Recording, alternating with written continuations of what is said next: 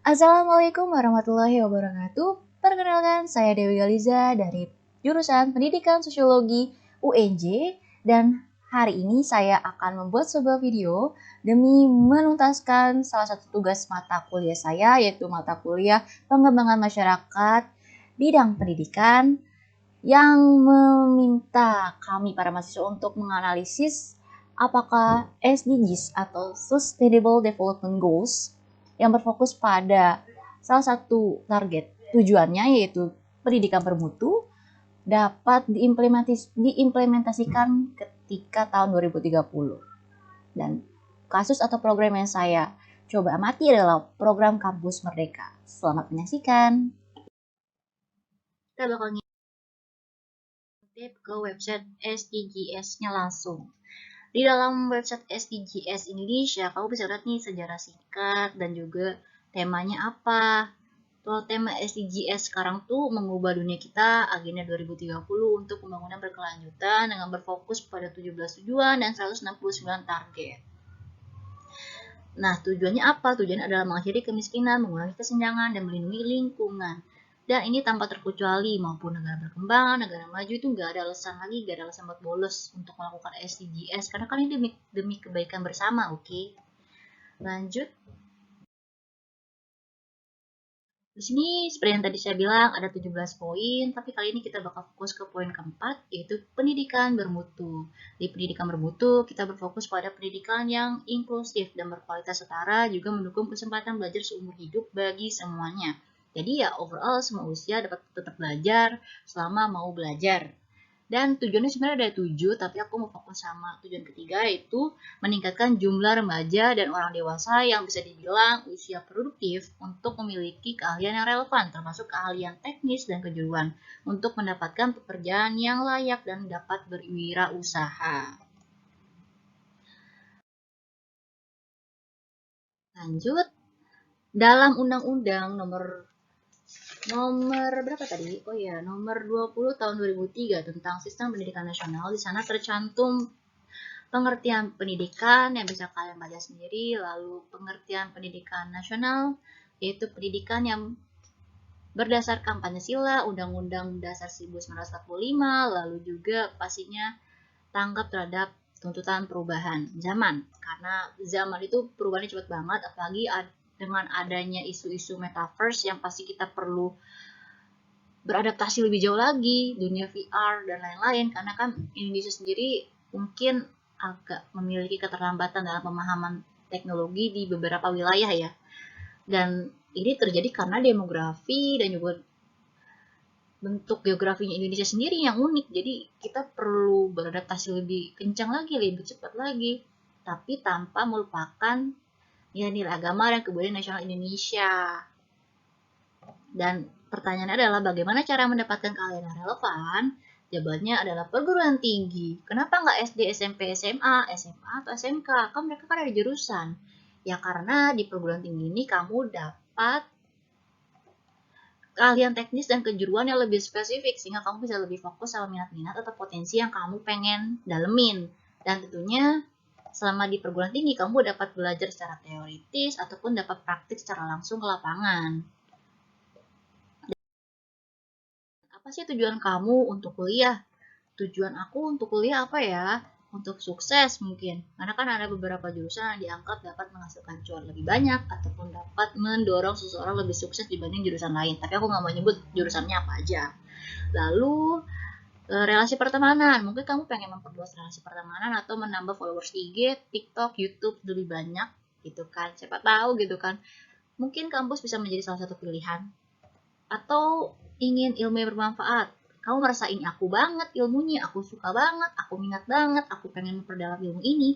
Mungkin kamu berhak atau cocok untuk masuk ke dalam kampus. Dan yang kedua tadi juga cocok dan berhak ya, karena kan semua orang itu berkesempatan untuk belajar, oke, walaupun tujuannya beda-beda gitu.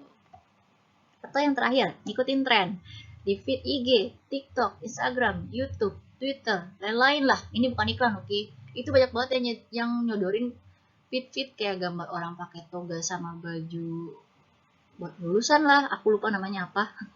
Lalu fit lagi orang lempar toga lah, lalu foto orang lagi di depan tugu nama universitasnya, atau tugu selamat tentang universitasnya, atau mungkin foto gambar-gambar buku-buku SBMPTN, ya, mungkin itu ya.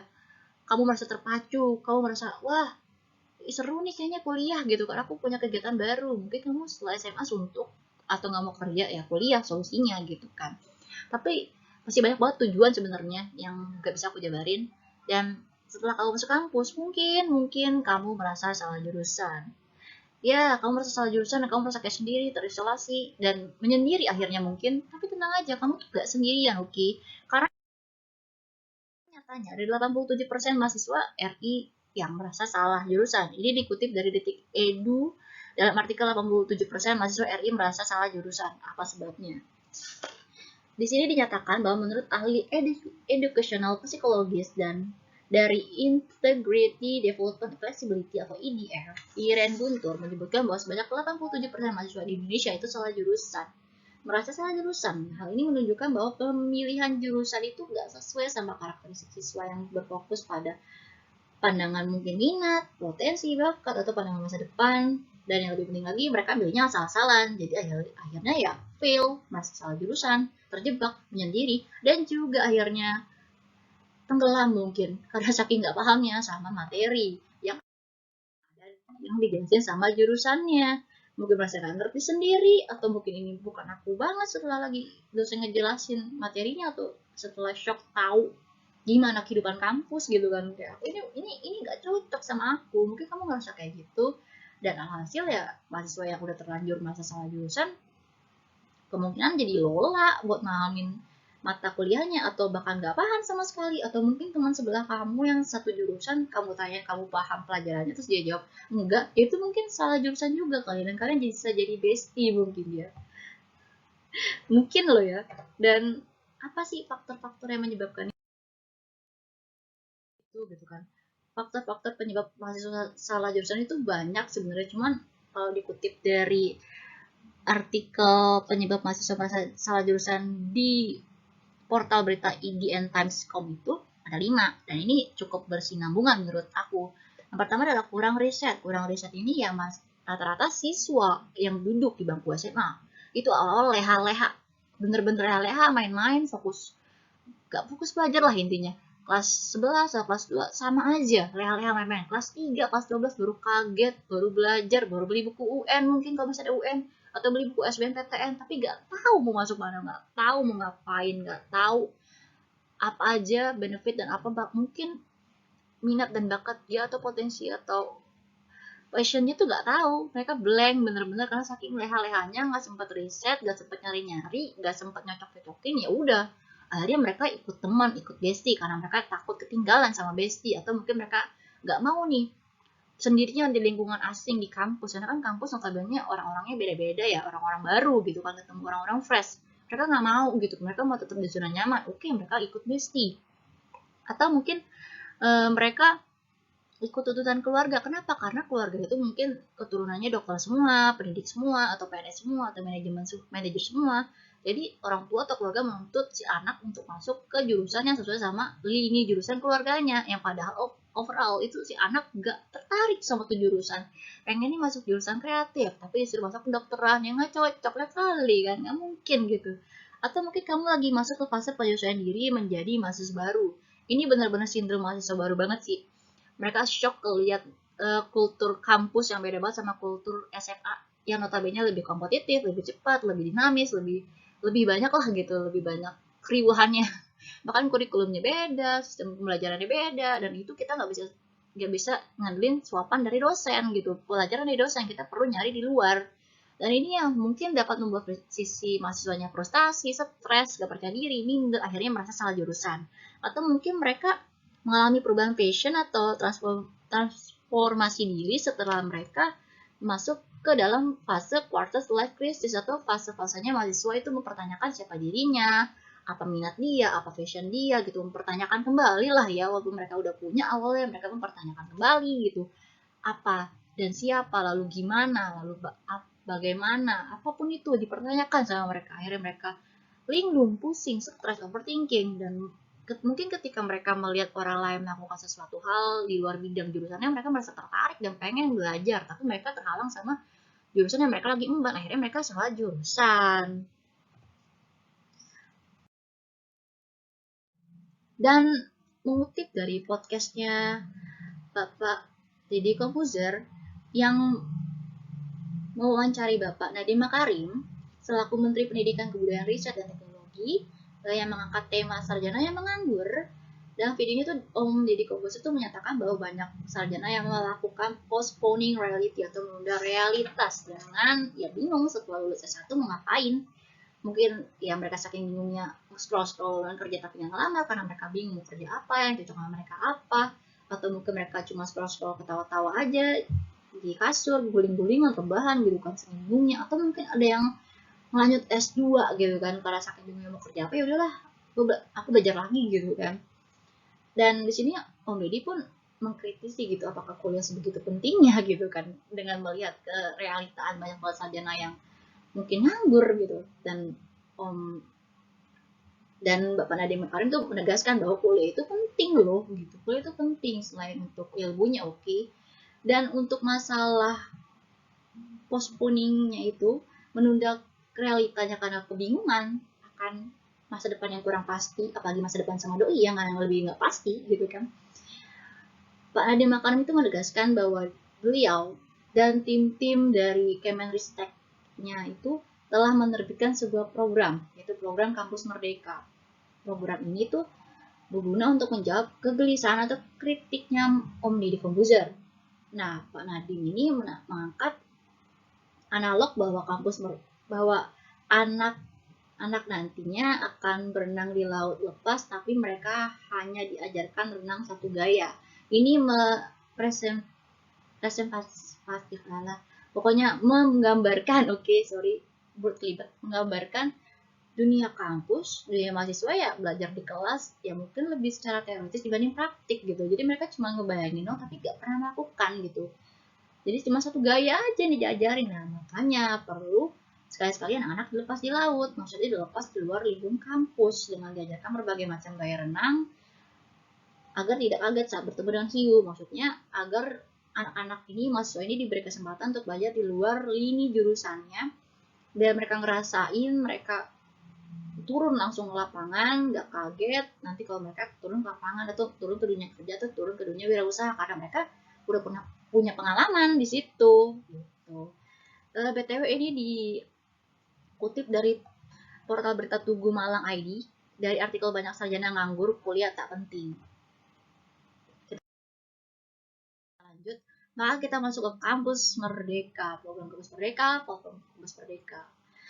Dan kampus Merdeka ini hadir untuk memberikan pengalaman secara nyata untuk mahasiswa-mahasiswa yang betah di kelas, yang pengen langsung terjun ke lapangan, atau pengen banget nih aplikasiin ilmunya atau mempelajari minat baru ataupun mungkin passion baru di luar minatnya, di luar jurusannya, di luar jurusannya, biar terjun langsung gitu kan, biar ngerasain langsung, biar dimentorin langsung sama mentor-mentor terpercaya dan ahli tentunya di bidangnya.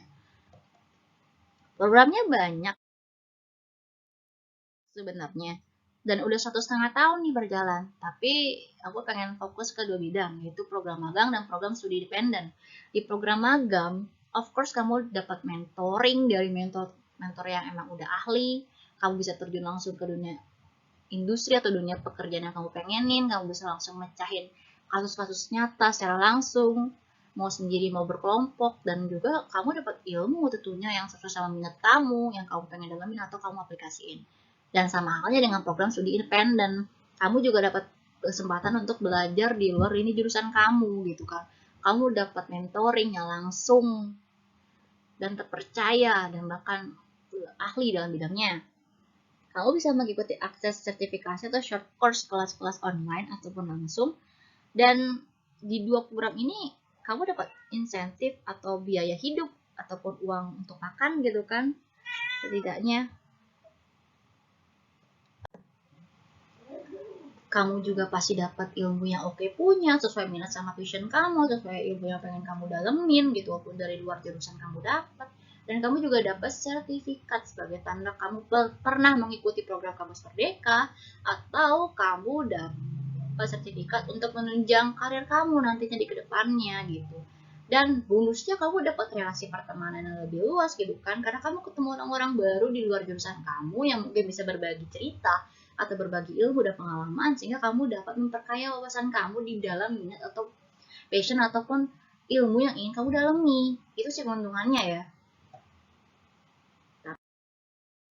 Pertanyaannya, setelah kita bahas SDGs yang berfokus pada tujuan keempat dan juga kita pengen ngangkat target ketiga yang mungkin nggak bisa baca sendiri di sini, pertanyaan yang muncul adalah apakah target 3 ini, yaitu meningkatkan jumlah usia produktif yaitu remaja dan orang dewasa untuk memiliki keahlian yang relevan untuk mendapatkan pekerjaan dan dapat berwirausaha ini dapat tercapai melalui program Kampus Merdeka, itu pertanyaan besarnya loh. Karena ya, setelah 1,5 tahun, nyatanya banyak banget ya kendala-kendala yang perlu diperbaiki. Ya emang sih program baru wajar aja, tapi sebenarnya dalam artikel Tempoco, dalam website Tempoco, dalam artikel Kampus Merdeka Ideal secara konsep dan beban bagi program studi, itu banyak banget. Dan yang komen itu dari beberapa dosen di beberapa universitas gitu kan. Tapi saya pengen ngangkat satu aja sih, karena saya tertarik sama konversi SKS. Oh iya, maaf tadi sebelumnya saya membahas konversi SKS ya. Jadi ketika kamu ikut program Kampus Merdeka, kamu berhak untuk mengkonversi 20 SKS yang kamu punya. Dan sayangnya ya ini bentrok banget sama kampus atau bisa dibilang lebihnya ke program studi atau prodi, karena prodi sendiri tuh kebingungan ya. Prodi kan punya tujuan capaian pembelajaran dan alhasil program kampus merdeka kan belum tentu sesuai sama lini tujuan capaian pembelajarannya dan mungkin nabrak. Dan hal inilah yang diangkat oleh Bu Mia Dwiana Widianingsih, dosen Universitas Sultan Agung Tirtayasa atau Untirta. Beliau berkomentar bahwa sebenarnya MBKM itu atau Merdeka Belajar Kampus Merdeka itu udah bagus loh secara konsep, tapi terdapat beberapa kendala baik dari komunikasi ataupun teknis dalam konversi, karena kan si prodi sendiri nih ya sebagai tempatnya mahasiswa belajar itu kan punya tujuan capaian pembelajaran ya. Dan juga di sini bagi mahasiswa yang ikut program Kampus Merdeka tentu dapat hak untuk mengkonversi 20 SKS-nya. Tapi kan belum tentu nih 20 SKS ini sesuai sama mata kuliah yang memang sudah ada di dalam prodi ataupun tujuan capaian pembelajaran yang ingin dicapai sama prodi. Ya alhasil mungkin mahasiswa tidak bisa mengkonversi, itu buruknya.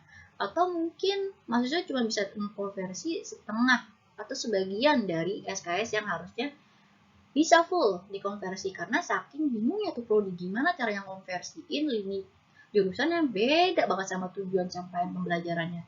Apalagi ya kalau misalnya mahasiswa ikut program magang, itu kan berarti dia diasuh sama mitra-mitranya si kampus Merdeka dong gitu kan. Dan prodi bingung gimana cara menghubungi mereka gitu. Mereka susah banget menghubungi si mitra, padahal mereka si pihak prodi harus mengamati dan juga memantau kegiatan si siswa gitu biar jadi bahan pertimbangan juga nih buat kampus gitu kan. Dan bagi mahasiswa di akhir semester yang sialnya itu muncul ketika mereka akhir semester, yang notabene mereka kan udah kelar nih ya, SKS mereka udah kelar, terus kalau misalnya mereka ikut kampus merdeka, apa yang harus dikonversiin? Ini pakai bahasa saya ya, setelah baca artikelnya gitu, apa yang harus dikonversiin ya, prodi makin bingung dong, padahal prodi kan ujung tombaknya loh gitu, tapi prodi pun bingung sama sistematika, administrasi, bahkan mekanisme dari si program Kampus Merdeka. Nah, kebingungan inilah yang memicu banyak kampus yang menolak kebingungan, bahkan ya punya versinya sendiri gitu untuk mengkonversi gitu kan. Dan bagi yang tertarik untuk mencari tahu kendala lebih lanjutnya, kalian bisa langsung baca di Tempoco dari artikel Kampus Merdeka Ideal secara konsep dan beban bagi program studi karena menarik banget sih. Tapi saya pengen bahas satu aja karena keterbatasan waktu. Oke, lanjut. Terus pertanyaannya, apa bisa terrealisasi atau enggak? Jawabannya kita optimis dulu. Itu bisa loh. Karena kan ini baru setengah setahun. Dan ya pasti banyak trial errornya dong gitu kan. Kita optimis dulu nih bahwa program ini dapat menjadi langkah jitu untuk mencapai target dan tujuan SDGs yang berfokus pada usia produktif yang memiliki keahlian. Nah, tapi perlu catat beberapa poin gitu kan. Poin yang pertama, isu konversi SKS ini kan cukup membingungkan dan simpang siur ya. Apalagi lini masa jurusannya si program Kampus Merdeka dengan lini masa jurusan prodi yang notabene punya paket mata kuliah ataupun punya tujuan capaian pembelajaran yang mungkin bisa bentrok gitu sampai akhirnya pusing gimana cara konversiinnya gitu kan. Atau mungkin karena dalam kebijakan ini pun ada juga nih kebijakan untuk membuat kurikulum intinya ngebut 5 semester dan 3 semesternya jadi buat mahasiswa pilih bebas gitu mau ngapain gitu, mau terjun langsung kah atau mau belajar lagi kah di kampus Merdeka gitu kan. Ini kan bikin pusing banget ya prodi, apalagi prodi udah ngebandel-bandelin, udah bikin bandel-bandelnya sendiri untuk mata kuliah di setiap semesternya, dan ini pasti bakal nabrak sama tujuan capaian pembelajaran yang prodi punya. Nah, solusinya menurut saya mungkin perlu dibicarain lagi nih. Gimana nih jalan tengahnya, solusi tengahnya, dan gimana kita memperbaiki sistem konversi SKS-nya biar win-win solution gitu, biar gak ada yang rugi, prodi gak rugi, mitra-mitra gak rugi, terus kampus mereka gak rugi, dan terutama mahasiswa juga gak rugi karena SKS-nya tidak dipotong gitu kan. Padahal kan mahasiswa itu berhak untuk dapat SKS, tapi karena tidak sesuai sama lini jurusan ataupun tidak sesuai dengan tujuan capaian pembelajaran, ya mau nggak mau gitu kan, itu kan rugi jatuhnya, walaupun emang dapat uang insentif dan sertifikat rugi juga gitu kan. Jadi perlu ada jalan tengah dan didiskusin kembali gitu, dan atau mungkin kampus mereka bisa mengajukan konversi SKS program MBKM yang khusus gitu kan, biar nggak nabrak sama tujuan capaian pembelajaran si prodi.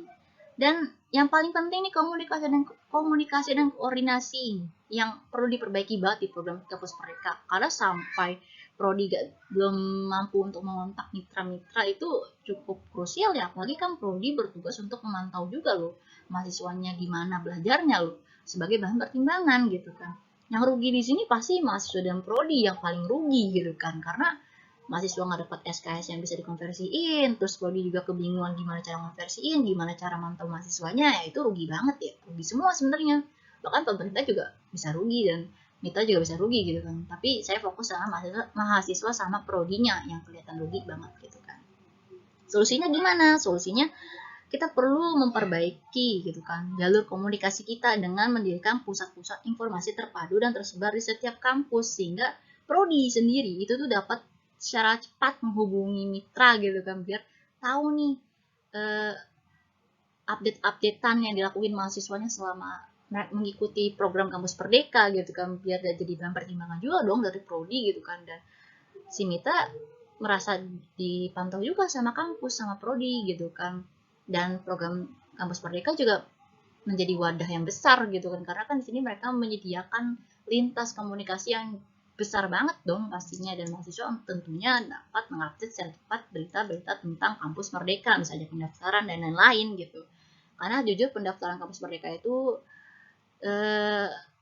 kalau saya pribadi sih saya pengen update tapi sulit untuk mengupdate, mungkin karena saya belum mencari secara detail ya, tapi yang saya rasakan saya cukup kurang bisa mengupdate, dan itu merupakan salah satu kerugian loh, karena kan program kampus Merdeka bertujuan untuk membantu mahasiswa dalam mengupgrade dirinya, terutama dari skill, kemampuan, soft skill ataupun hard skill kan, itu rugi sih.